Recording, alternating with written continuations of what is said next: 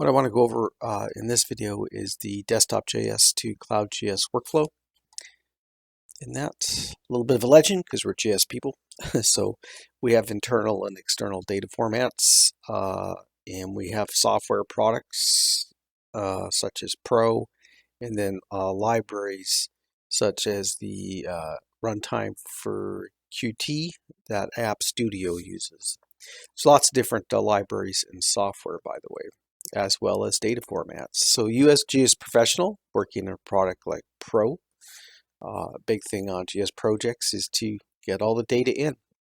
That data can come in a variety of formats: geo packages, GeoJSON, shape files, CSV, rasters. There are a lot of more formats than are shown here, but we spend a lot of time getting data off other agencies and then converting it into either a file, geodatabases, feature classes, feature data sets, or maybe we're working with an enterprise-enabled geodatabase, creating feature classes and feature sets. So we take that, and from those spatial layers, we add those to a map, and then we need to publish it in the portal as a typically a feature service or an image service. So if you're creating a map in Pro and then you're going to put it up to the cloud via ArcGIS Online, maybe it's the enterprise portal you're putting into, or maybe it's part of the ArcGIS Online that is just for your agency. Those data sources, the original shape files that got converted to feature classes or feature data sets with feature classes in them, get turned into, if they're points, lines, polygons, typically feature services, and that over here.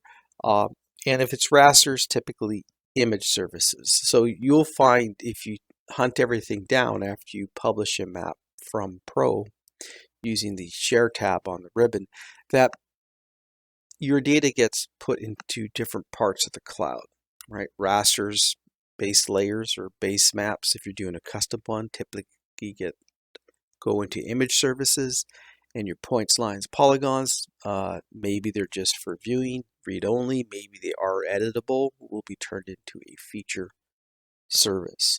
And those feature services are typically some type of REST JSON service, because that's what the browser likes, JSON and that. Now we take those feature services and they become layers that we use in a map, and then that map is usually a data source for a particular application, whether it's just a map, just a scene, and not to downplay maps and scenes because they can have a lot of stuff going on in them in terms of bookmarks and other features as well. But some in that. But usually we use the map in a particular app. Maybe you're still using a web app builder. Maybe you're using Experience Builder. Maybe you're using one of the runtimes to use either that app or use that map.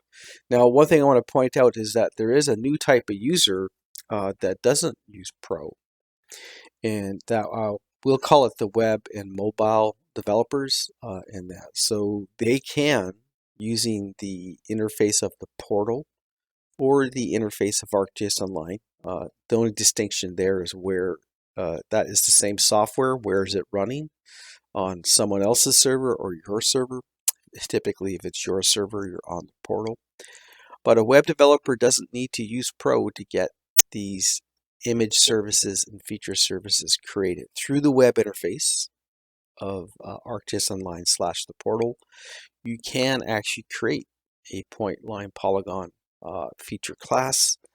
It'll typically be in WebMacator 3857, and that so you don't get a lot of options there on projections, but that's just for having a global projection that will work and will integrate well with the existing base maps in that. You can add a limited set of items, so they have column data types for dates, whole numbers, decimal numbers.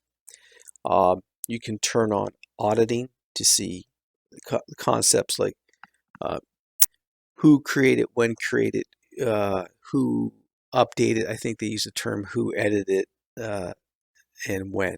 So when was the who was the last person who last edited this feature, and when did they do that, and who created it initially, and when did they do that. So you can turn that on and off. You can also flip on to collect, I guess, extended attributes if the data is being collected with some type of GPS receiver. So a lot of government data collection contracts, want that extra information, like what was the PDOT value when you were getting that X and Y from your GPS receiver. But the concept here is that there is a new type of user that doesn't really have to know about MAP or Pro or any of those existing tools on the GIS side, and they're not quite familiar with some of the GIS terms, like what we would call it a coded value domain, right? And you can actually make those through the web interface. It's called a pick list.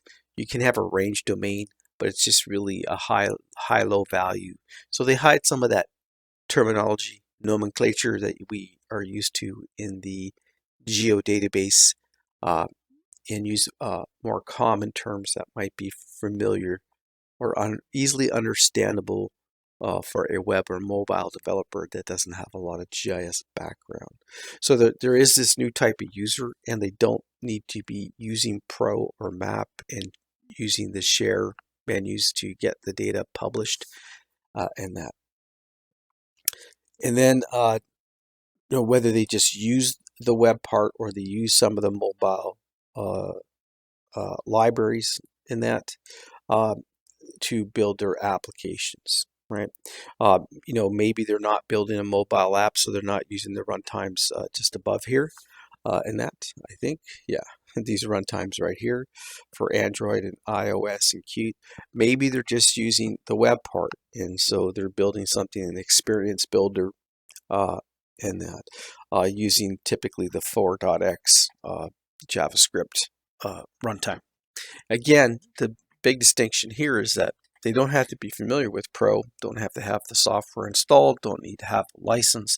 They can get these layers built via the web interface. You don't have all the options you would have in Pro in terms of projections and even data types, but they've got the basics that you need, right? Whole numbers, decimal numbers, dates, text, attachments are supported, and that extended attributes are supported. Auditing is also supported. These are just end up being checkboxes that you turn off and on via the web interface. So that's where I wanted to go over this classic workflow and this new workflow if you just want to quickly get a layer up in the cloud and start testing your app against. You can take the workflow of the web/mobile developer. That's all for now.